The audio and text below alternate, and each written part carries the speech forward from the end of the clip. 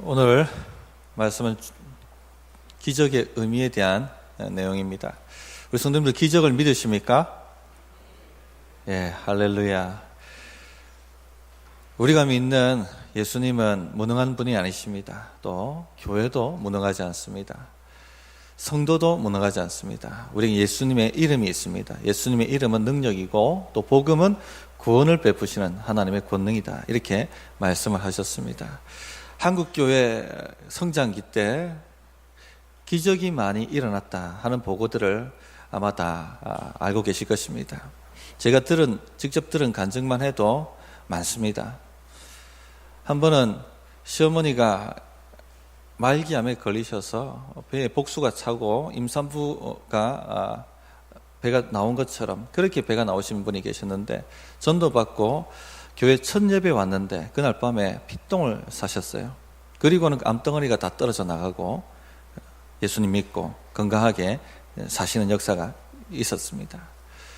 또 어떤 분은 유방암이었는데 예수 믿고 세례받는데 그 몸이 가벼워진 것을 느낄 수가 있었다고 합니다. 병원에 가봤더니 암덩어리가 떨어져 나가고 없는 그런 역사도 있었습니다. 최근에 제가 울산에서 사역할 때는요, 무릎 아프신 분이 계셨어요. 근데 목장에 초대를 받고 한번 나오셔가지고 삶을 나누고 함께 기도하는 모임을 경험하고 난 다음에 그 모임에 자주 나오고 싶은 간절한 마음이 드셨다고 합니다. 근데 그 목장이 열리는 집은 엘리베이터가 없는 아파트였습니다. 아픈 무릎을 가지고 그 목장이 모이는 그 집까지 이렇게 막 난간 붙들고 겨우겨우 올라가셨다고 합니다. 목장 식구들이 저분 나오실 수 있겠나? 저러다 큰일 나는 건 아닌가? 그런 걱정이 드셨습니다. 그래서 함께 기도해 줬다고 합니다. 간절히 기도해 줬는데 그래도 계속 이분이 아픈 몸을 이끌고 나오셨는데 어느 순간 무릎의 통증이 사라지고 무릎이 건강하게 되셔서 자기 발로 마음껏 뛰면서 목장 모임에 오실 수가 있게 되셨다. 이런 간증도 들었습니다. 교회는 이처럼 기적이 있습니다. 옥하는 목사님이 은퇴하시고 난 이후에 가장 후회했던 것 중에 하나가 교회를 기적이 일어나는, 치유가 일어나는 그런 교회로 훈련시키지 못했다. 그렇게 간절히 사모하고 기도하는 교회로 훈련시키지 못했다 하는 후회를 하셨다고 합니다. 그래서 우리 성도님들 아프신 분 보시면 병원이 고쳐주겠지 하고 생각하지 마시고 기도해 주셔야 됩니다. 간절히 기도하시고 또 아픈 문제뿐만 아니라 인생의 산 같은 문제들, 사막 같은 문제들, 홍해 같은 문제들, 여리고 같은 문제들, 그런 문제들 하나님 해결해 달라고 간절히 부르짖고 기도하시는 성도님들 되시기를 바랍니다. 기적은 일어나게 되어 있습니다. 하나님은 역사하십니다. 오늘 그래서 이 기적에 관한 말씀을 나누고자 합니다. 그런데 기적 자체에 몰입되시면 망합니다. 기적이 무슨 목적으로 무슨 의미로 우리에게 주어지는가 하는 것을 이해하고 아시고 그리고 하나님의 큰 일을 구하셔야지 됩니다. 그래서 오늘 기적의 의미에 대해서 함께 살펴보고 나누려고 합니다. 우리 성도님들이 이 말씀을 듣고 잘 들으시고 깨달으셔서 하나님의 일이 우리 삶 가운데 우리 교회에 일어날 수 있도록 간구하고 구하시는 그런 삶을 사시기를 바랍니다. 먼저 하나님의 기적은 하나님의 주권적 능력으로 일어난다 하는 것을 아셔야 되겠습니다. 하나님은 주권적으로 일하십니다. 성경에는 기적이 많이 기록되어 있죠. 사도행전만 보더라도 여러 가지 치유 기적들이 많이 기록되어 있습니다. 그런데 하나님은 주권적으로 일하십니다. 주권적으로 역사하십니다. 하나님의 주권을 이해하셔야 됩니다. 하나님의 주권이 뭐냐? 가장 간단하게 말씀을 드리면 하나님은 자신의 기뻐하시는 뜻대로 행하신다는 것입니다. 누구의 간섭도 받지 아니하시고 그것이 바로 하나님의 주권입니다. 지난주 말씀을 드렸습니다만 하나님은 진이가 아니시죠. 하나님은 주인이십니다. 주권자이십니다. 성경에 보면은 하나님을 토기장이로 비유하십니다. 토기장이가 진흙 한 덩이를 가지고 접시도 만들 수 있고 찻잔을 만들 수도 있고 대접을 만들 수도 있습니다. 피조물인 진흙덩이가 토기장이에게 저 찻잔 되기 싫어요. 접시로 만들어주세요. 그렇게 요구할 수 없습니다. 하나님의 주권입니다. 치유와 관련해서 말하면 하나님, 왜 저는 수술을 통해서 고쳐주시고 왜 저 집사님은 기적적으로 치유해 주십니까? 답이 뭡니까? 하나님의 주권입니다. 하나님 뜻대로, 기쁘신 뜻대로 행하시는 것입니다. 자, 하나님의 주권이 대충 무슨 의미인지 감을 잡으시고 오늘 본문을 한번 보시기 바랍니다. 오늘 본문 성전, 예루살렘 성전 미문에 날 때부터 걷지 못하는 한 사람이 있었습니다. 구걸을 하기 위해서 성전 미문에 이렇게 놓여져 있었습니다. 미문은 황금으로 꾸며져 있는 성전 안으로 들어가는 문이었습니다. 가장 많은 사람들이 성전에 들어가기 위해서 찾는 문이었습니다. 구걸을 해야 된다면 어디에 가 있어야 됩니까? 사람들이 가장 많이 다니는 곳. 당연히 미문에는 수많은 거린들이 앉아서 구걸을 하고 있었습니다. 나면서부터 걷지 못하게 된 이 사람도 이 미문 앞에 앉아서 항상 자리가 있지 않습니까? 그 구걸하는 자리에 앉아서 구걸을 하고 있었습니다. 사도행전 2장 46절을 보시면 이 예루살렘 초대교회는 성전에 모여서 기도하기를 힘썼다, 이렇게 기록하고 있습니다. 유대인들은 하루에 3번 성전에서 행하는 기도회에 참석을 하려고 노력을 많이 했습니다. 아침 9시, 12시, 오후 3시 이렇게 3번의 기도회가 있었습니다. 성경에 나와 있는 그 시각에 플러스 6을 하면 오늘 한국의 시간으로 바꾸어서 이해하실 수가 있습니다. 그래서 제9시, 이 말은 오늘로 치면 3시, 오후 3시에 베드로와 요한이 성도들과 함께 기도하는 그 성전의 자리로 바쁘게 걸어가고 있었다 하는 것을 말씀해 주고 있습니다. 우리 성도님들이 새벽 기도 나온다고 또 수요예배 나온다고 총총총 걸어오시는데 우리 대선배 베드로와 요한도 그렇게 사셨습니다. 그 은혜를 받으시기 바랍니다. 그때 그 나면서부터 걷지 못하게 된 이 거린이 베드로와 요한에게 구걸을 합니다. 한 푼 주십시오. 한 푼 주십시오. 이 말을 지금 했겠습니까? 전에도 했겠습니까? 예. 지나가는 사람마다 한 푼 주십시오. 한 푼 주십시오. 늘 해왔던 말입니다. 베드로와 요한도 그 말을 여러 번 들었을 것입니다. 지나가면서, 미문을 통과하면서. 근데 그날따라 한 푼 주십시오 하는데 주목하여 보게 됩니다. 성령님께서 주목하도록 이끌고 계시다, 주권적으로 이끌고 계시다 하는 것을 이해하시기 바랍니다. 4절 보십시오. 베드로가 요한과 더불어 주목하여 이르되 우리를 보라 하니. 우리 성도님들, 이 주목하여, 이 말이 굉장히 중요합니다. 이 거린을 주목하게 하신 분은 베드로와 요한이 아닙니다. 성령 하나님이십니다. 성령 하나님께서 주권적으로 이 거린에게 주목하도록 이끄셨다는 것입니다. 수도 없이 그 문문을 지났고 수도 없이 그 말을 들었습니다. 또 이 거린은 치유를 구한 것도 아니었습니다. 저를 고쳐주십시오라고 말한 것도 아닙니다. 한 푼 주십시오라고 말하고 있었습니다. 또 그 거린 외에도 수많은 거린들이 그 주변에 있었습니다. 왜 유독 이 거린에게만 집중을 했을까요? 답이 뭡니까? 하나님의 주권입니다. 주권. 하나님이 주권적으로 이 사람을 치유하시기 위해서 주목하게 하셨다 하는 것입니다. 하나님의 일은 다 이렇게 역사가 일어납니다. 치유든 기적이든 기도응답이든 사역문이 열리는 것이든 하나님의 일은 이렇게 일어납니다. 주권적으로 일어납니다. 성도가 해야 될 일이 뭐냐? 교회가 해야 될 일이 뭐냐? 영적으로 성령 충만하고 민감하여져서 하나님이 주목하라고 하실 때에 주목하고 순종하는 것. 그것이 교회와 성도가 해야 될 일입니다. 그렇게 되면 하나님의 일을 경험합니다. 하나님의 기적을 경험합니다. 그런 식으로 기적이 일어나게 되어 있습니다. 데이빗 웰커슨이라는 목사님이 계셨습니다. 유명하신 분이셨는데 지금은 하나님 나라 가 계십니다. 십자가와 칼이라는 책의 저자이기도 하십니다. 이분이 원래 시골에서 목회를 하셨던 분입니다. 시골에서 목회를 하시고 교회도 평안하고 퇴근하시고 집에 오시면은 소파에 기대어서 텔레비를 시청하시는 것이 낙이셨습니다. 취미셨습니다. 그런데 어느 날부터 텔레비를 보지 않고 이 시간 2시간 기도하면 어떤 일이 일어날까? 이 생각이 자꾸 들어오는 거예요. 계속 그런 마음이 드는 겁니다. 왜 내가 이런 생각이 들지 자꾸?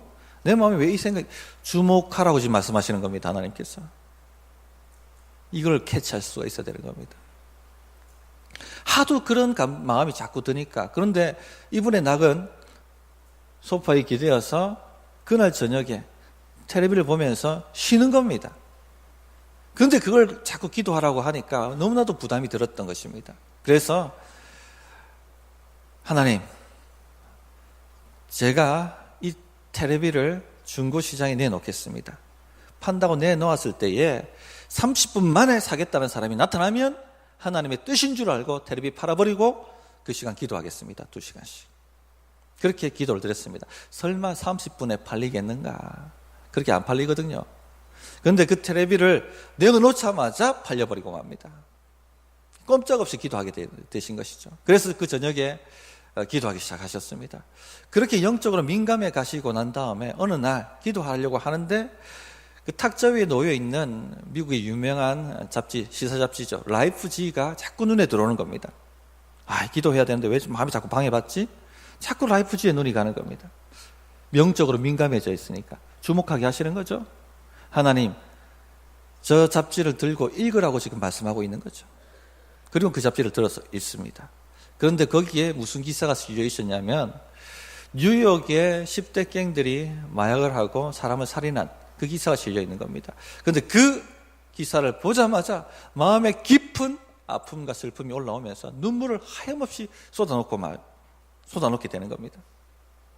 영적인 부담감이 온 겁니다. 저들을 가서 도와라. 저들을 가서 도와라.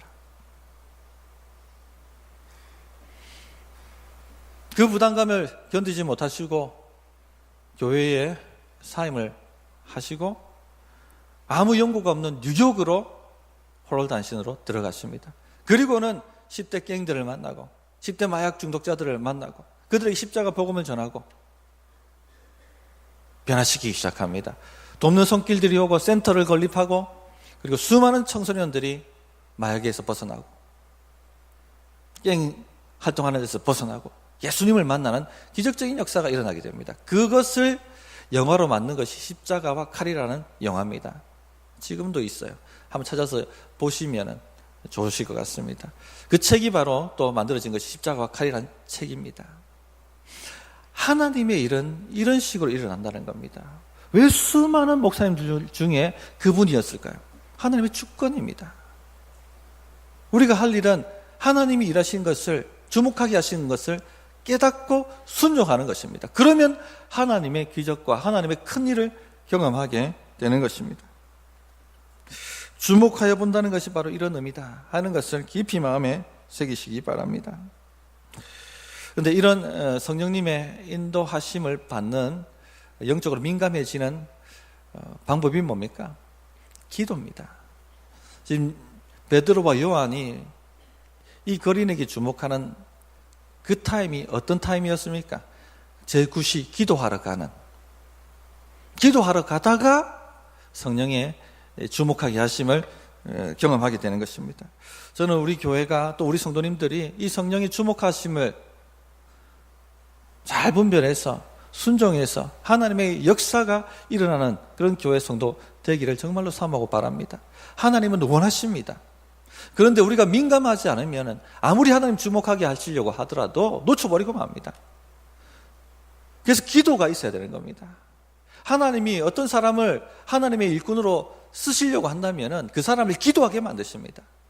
데이비드 윌커슨을 그 갱들을 변화시키는 사역으로 쓰시고 싶으시다면 알아차려야 쓰시니까 기도하게 먼저 만드시는 겁니다. 성도님들, 올 한 해 기도에 한번 목숨을 걸어보겠다고 작정을 해보시기 바랍니다. 아멘이십니까? 또 아셔야 될 것이 성령님은 우리 마음에 소원을 두고 행하신다는 겁니다. 이게 주목입니다. 주목. 소원을 두고 행하시는 것, 우리 마음에 소원이 일어나는 것이 하나님이 주목하게 하신다는 겁니다. 빌립보서 2장 13절에 이렇게 말씀하시죠. 너희 안에서 행하시는 이는 하나님이시니 자기의 기쁘신 뜻을 위하여 너희에게 소원을 두고 행하게 하시나니. 자기의 기쁘신 뜻을 위하여, 이것이 뭐라고 말씀드렸습니까? 하나님의 주권. 하나님은 자신의 기쁘신 뜻대로 행하십니다. 누구의 간섭도 받지 아니하시고 자기의 기쁘신 뜻을 이루시기 위해서 누구에게 주목하게 만드십니까? 하나님의 일꾼에게 그 마음에 소원을 두고 행하신다는 것입니다. 그러므로 우리 마음에 일어나는 소원에 집중을 하시기 바랍니다. 왠지 누군가를 위해서 기도해 주고 싶다는 자꾸 마음이 든다면 지금 주목하게 하시는 겁니다. 누구를 돕고 싶다는 마음이 자꾸 우리 마음에 들은다면 하나님 지금 주목하게 하시는 것입니다. 때로는 영적 부담감을 주시고 영적 불편함을 주시기도 합니다. 지금 하나님이 내게 말씀하시고 계시구나 하는 것을 캐치하실 수가 있으셔야 됩니다. 그래서 우리 성도님들 삶에 역사가 나타났으면 좋겠어요. 그런데 이것을 캐치하고 순종하려면 육체가 거부합니다. 데이비드 루커스 목사님 경우에는 텔레비 보고 쉬는 것이 너무 좋은데 이거 포기하고 기도하라고 하는 것이 너무 거북스러운 거예요. 그러나 육체를 꺾고 순종하면 하나님의 역사를 경험하게 되실 것입니다. 두 번째, 하나님의 기적은 예수님이 약속하신 메시아시다 하는 것을 증거하는 것입니다. 지난주 메시아라는 의미를 아주 간단하게 말씀드렸습니다. 뭐였습니까? 기억나게 하기 위해서 계속 반복하는 겁니다. 제가 예수님은 메시아시다. 이 말은, 메시아라는 말은 우리를 구원하는 왕이시다. 진의가 아니시다. 심부름꾼이 아니시다. 왕이시다. 왕. 우리를 구원하시는 만왕의 왕이시다 하는 의미였습니다. 자, 오늘 말씀을 한번 다시 보시면은 이 기적은 예수님이 메시아시다 하는 것을 우리에게 증거하고 또 그 예수님이 메시아시다 하는 걸 붙들 때에 일어난다 하는 것을 이야기해 주고 있습니다. 자, 베드로와 요한이 걸어가는데 구걸하고 있습니다. 주목하여 보게 하셨습니다. 마음에 무엇을 해야 될지 믿음이 올라왔습니다. 은과 금은 내게 없거니와 내게 있는 것으로 내게 주노니 나사렛 예수의 이름으로 일어나 걸으라 하고 명령합니다. 저는 이 말씀이 너무 좋아요. 우리에게 이 예수의 이름이 있다는 것입니다. 이 권능의 이름이 우리의 소유라는 것이 얼마나 가슴 벅찬 일입니까?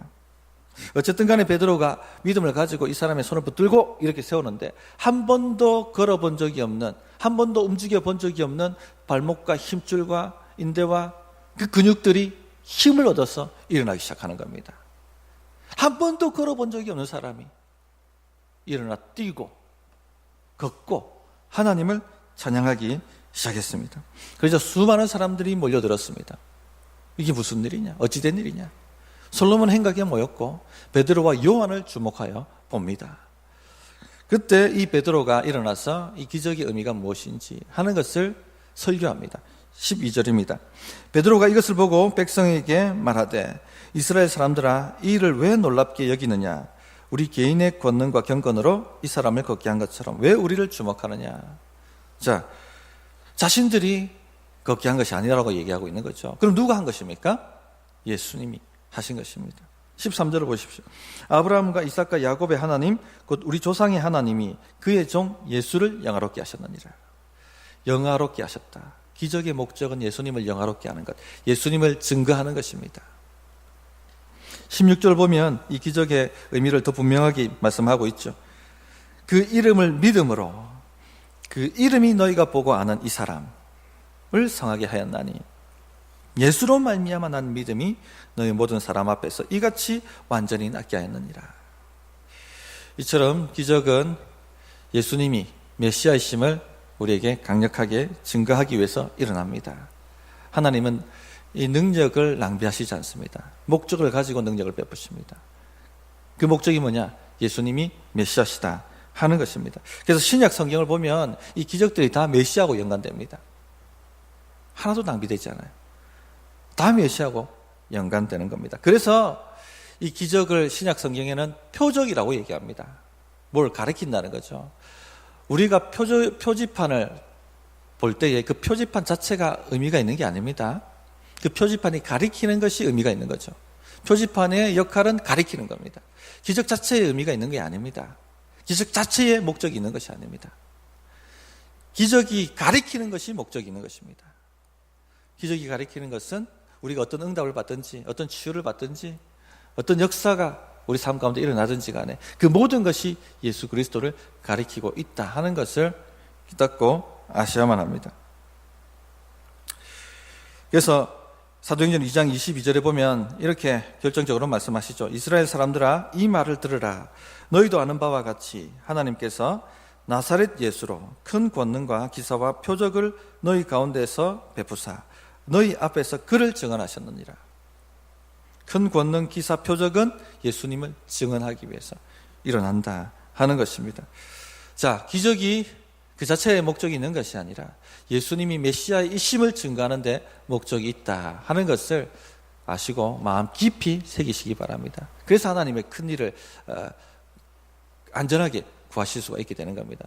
그래서 우리 성도님들이 주의하셔야 될 것이 하나가 있는데, 예수님을 가르치지 않는 어떤 기적이라도 그것이 우리에게 의미가 없다 하는 것을 아셔야 됩니다. 무당도 작두를 탑니다. 귀신도 병을 고칩니다. 사이비 이단 단체에도 여러 가지 영적 현상이 일어나고 치유가 일어나고 기적이 일어납니다. 그러나 그 모든 기적들은 예수님을 가르치지 않습니다. 다른 것을 가르치죠. 혹은 기적 자체를 가르칩니다. 그러나 그 모든 것이 예수님을 가르치지 않는다면 아무런 의미가 우리에게 없다는 것을 아시기 바랍니다. 오히려 우리를 멸망하게 만들어 버립니다. 분별 없는 사람들은 기적에 환호합니다. 기적 자체에 환호합니다. 신비한 영적 현상에 환호합니다. 그것이 우리 인생을 건져줄 메시아나 되는 것처럼. 그리고 또 그 기적을 일으키는 사람들 주목하고 따라다닙니다. 그러나 그 기적을 일으킨 사람이 목사든 무당이든 사이비 교주든 예수님을 증거하지 않는다면 모두 다 저주고 멸망입니다. 이것을 아셔야만 합니다.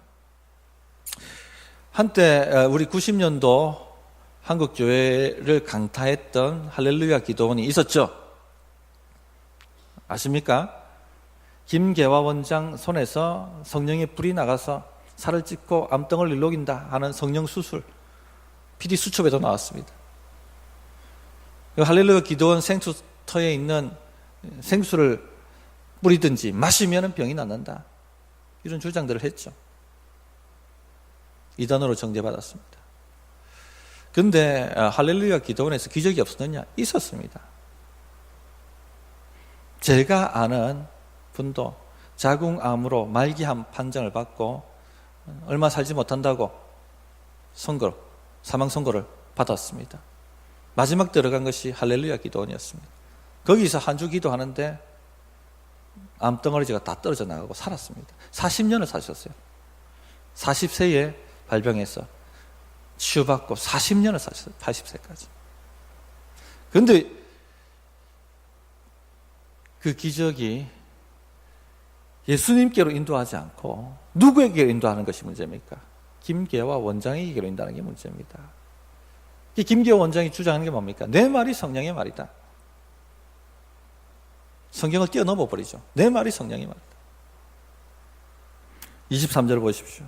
누구든지 그 선지자, 예수님을 말합니다. 여기서는 그 선지자의 말을 듣지 아니하는 자는 백성 중에서 멸망받으리라 하였고, 예수님께로 이끌지 않는 것, 예수님 말씀으로 이끌지 않는 모든 것은 아무 의미가 없습니다. 오히려 멸망으로 이끌어버리고 맙니다. 아셔야 됩니다. 우리 민족은 한해 민족이에요. 중교심이 가능한 민족입니다. 감성이 풍성하고 예민한 민족이에요. 그래서 신비로운 영적 체험이라든지 기적이라면은 확 빠져버려요. 거기에 예수님인지 예수님이 아닌지, 하나님의 말씀인지 아닌지, 진리인지 아닌지 상관없습니다. 그냥 기적이 일어났고 영적 신비가 일어나면 온 마음이 홍을빡 거기에 빠져버리고 마는 겁니다. 기적 자체에 뭔가 있는 것처럼 정신이 홀딱 빠져버립니다.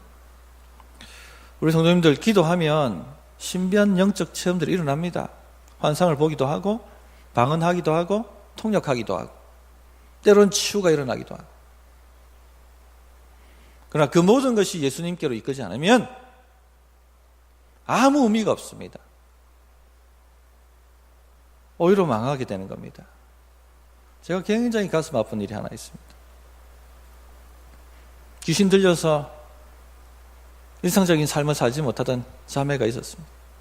예수의 이름으로 귀신을 추방했습니다. 죄고백하게 만들고 그 죄사함의 그 보혈의 능력이 얼마나 큰지를 몸소 이 자매는 경험했습니다. 표적을 맛본 것이죠. 그러면 당연히 교회에 나오고 예배하고 하나님을 더 경배해야 되는 것이 마땅하지 않습니까? 그런다 교회에 나오지 않았습니다. 예수님은 단지 진일 뿐이고 그 자매의 삶에 메시아가 되시지 못하신 것이죠. 심지어 성령으로 말미암아 일어난 기적이라도 예수님께 집중하지 못하면 아무 의미가 없습니다. 오히려 멸망하고 마는 것입니다. 지금까지 교회로 돌아오지 않고 있습니다. 내 문제 해결됐다고. 우리 성도님들 중에 보면 삶의 문제가 너무 무거워서 새벽 기도 나오시고 수요 기도에 나오시는 분들이 있습니다. 기도하면 반드시 기적은 나타나게 되어 있습니다. 문제는 해결할 받게 되어 있고 사막 같던 인생도 생수의 강이 흘러가게 되어 있고 산 같은 문제도 들려서 바다에 던져지는 역사가 나타나게 되어 있고 기도하면 하나님의 역사를 경험합니다. 그러나 해결함 받고 난 다음에 더욱 우리를 주님께로 이끌지 못한다면 주님이 우리 삶의 진정한 메시아가 되도록 우리 삶의 주인으로 모시지 못한다면 주님 말씀에 더욱더 집중하지 못한다면 주를 더 사랑하지 못한다면 아무런 의미 없습니다. 멸망받는 것입니다. 한번 비침을 받고 성령의 은사에 참여한 밤이 되고 타락한 자는 다시 회개케 할 수 없나니.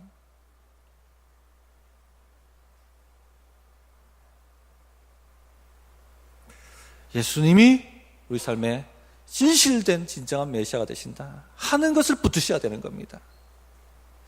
치유든 기적이든 그게 중요한 것이 아니라 예수님이 우리 삶의 주인 되신다는 것, 메시아가 되신다는 것, 그것 붙들라는 겁니다. 그것 붙들면 그 믿음이 우리를 성하게 만들고 완전하게 만들고 고쳐주신다는 겁니다. 그것 붙들지 못하면 그 경험한다 할지라도 오히려 멸망당한다는 겁니다. 그래서 남은 구원하고 자기는 버림받는 희한한 일이 교회 안에서 발생하게 되는 것입니다. 16절을 다시 한번 보십시오.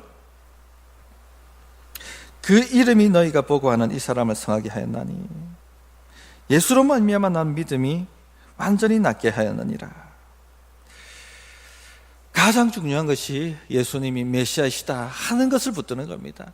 이 믿음이 우리를 성하게 만들고 이 믿음이 우리를 고치게 만드는 것입니다.